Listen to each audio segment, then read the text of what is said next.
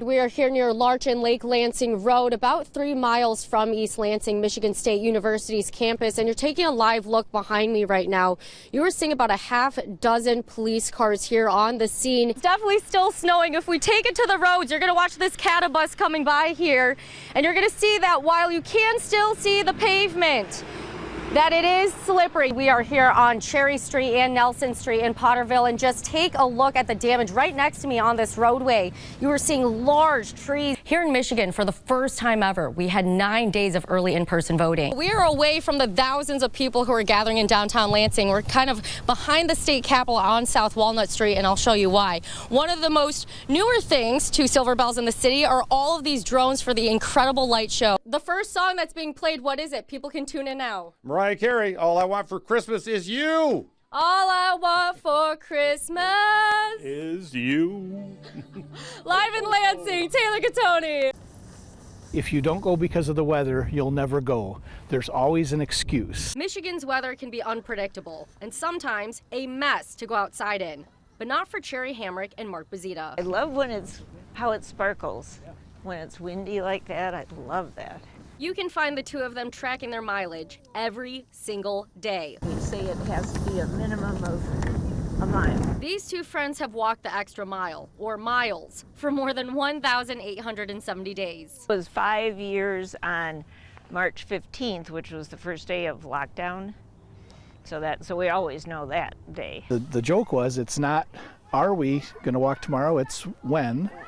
And where. Even if it's only a mile, you've gotten outside and gotten fresh air. Since the pandemic hit, they've walked more than 6,400 miles and counting, step by step. One time we did 17 miles, I think, was our record. 17 miles in one day? Yeah. You almost did a full marathon. I know. Fortunately, we didn't. That mission only continues through Michigan's weather. It's blowing my hair all around. I hate that. And even being in separate countries, the walks continue thanks to technology. He got out of work at 4 and it was 8 in Iceland, and I'd go out and walk with him. No matter where they walk, each mile is benefiting their minds and their more than 25-year friendship. There's one common topic that is discussed every single day, and that is the weather. I'm either too hot or too cold, or wish I had a different jacket. It's been a good run or walk for these two, as they cover both a number of discussions and go the distance. All over Lansing, Ingham County. Maybe we need to go to another county. Yeah, we could. For now, they'll keep the mileage going. Come on, join us. In Lansing. Actually, we do need to talk about tomorrow. Oh, Turner Dodge, right? Taylor Gattoni, News 10. These Grand Ledge Palmers are kicking it into gear by making history at states. Let's go! 5, 6, 7, 8. Last year was our first time ever in history winning. We accomplished our goals both years in a row now, and it just feels so rewarding. Definitely draws attention to the program. I'm excited to see turnout for tryouts because we've just had a lot of positive attention across the board. With palms in hand, a big smile, and fancy footwork, these Palmers put in hours of practice to impress the judges. Sometimes more time at practice than they do with their own families. We have mandatories for about 3 hours, Monday through Saturday, and Sunday we get a little break, or we have competition. For these teams, it's not about getting in the reps until you get it right. It's about performing the routine until you can't get it wrong. I think we all got through this season by being there for each other. There's a lot of blood, sweat, and tears into this season, but it was definitely worth it with all of our coaches pushing us. They push themselves in practice to be able to execute their routines during performances. Always came to practice with a different 8 count. Hey, I've been working on this. What if we put this in this routine? Their routines require repetition to get down the choreography, counts, transitions, timing, and even facial expressions. The team's efforts aren't just about placing well during competitions. It's also about cheering each other on. In Grand Ledge, Taylor Gattoni, News 10. Go!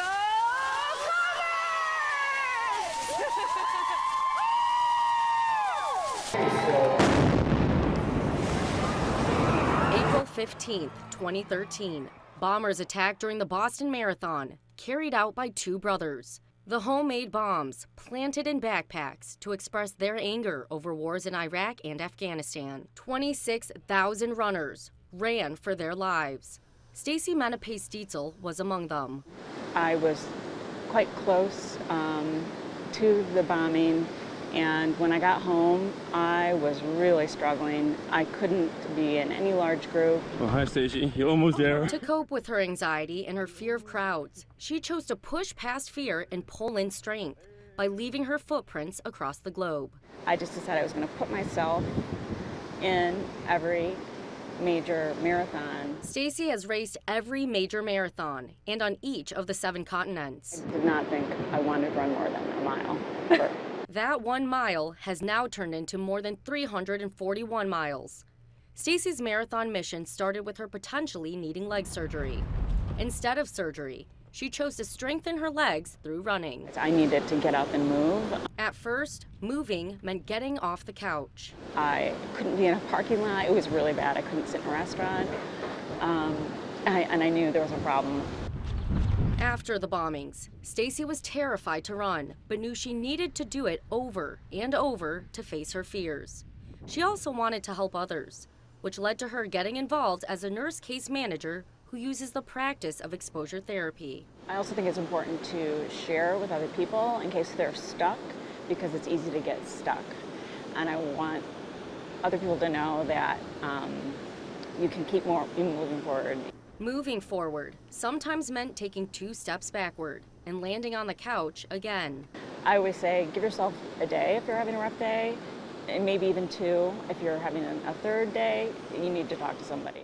At first, Stacy hid her feelings from family and friends. And now through her experiences of trauma and caring for others, she recommends people seek professional help as their first step toward healing. I probably would have recommended counseling, which I did not do back then. For Stacy's mission, she decided to keep running. Her first big marathon race after the bombings took place in New York. They were looking for bombs under the bridge. So I'm on the bridge, and helicopters above, like really low, and all I could think about was they're going to bomb this one too, and I took off. It wasn't easy taking steps forward. And got to the end, and I bolted like I ran. I wanted to get away from the finish because all I could think about was it was going to blow up. Now Stacy carries her circle of fear around her neck, igniting her determination like a match and giving her something to laugh about. We have an inside family joke about me, and I just seem to think things tend to blow up around me. And sometimes there is no laughter. I was really angry that that affected me that way because I couldn't do what I wanted to do. Dealing with different emotions, what she really wanted to do was run and run and run. I think exposure therapy really works when you're ready to do it. Like being ready to share her story along the Lansing River Trail, where her running and mental health journey began. That hardest step is the first step. In Lansing, Taylor Gattoni, News 10. I think we're gonna try to get everything done before this rain comes. A race against the rain. It is so surreal seeing all the changes that are happening around here and all the opportunities that the new kids are going to be able to have. After 5 years, this old greenhouse will be torn down after giving students hands-on experience. But this new one is enhancing their growth. This one will be a little bit more automated with like the venting system and stuff like that, and easier for us to control the temperature. So that'll help with like the different crops and stuff that we want to grow and like what we need out of the greenhouse. Students involved with Fowlerville's ag program now have this Gothic-style passive solar greenhouse as a classroom, outdoors, that they built. It's cool to understand how it's built, so if something goes wrong in the future, we know how to fix it.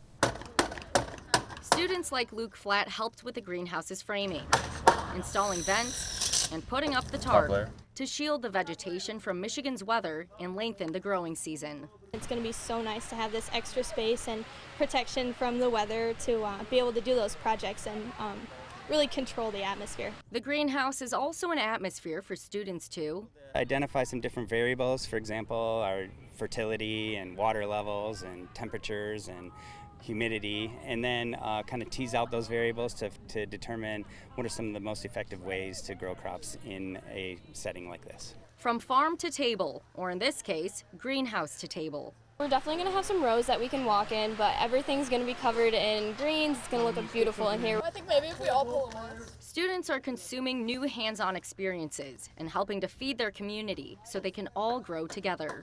In Fowlerville, Taylor Gattoni, News 10. While you can see the pavement there, if you see the snow on the ground, you watch me almost skate across. Not only are you welcoming back around 51,000 students and staff back to campus, but also they're welcoming you to your first full year as president. What is that like?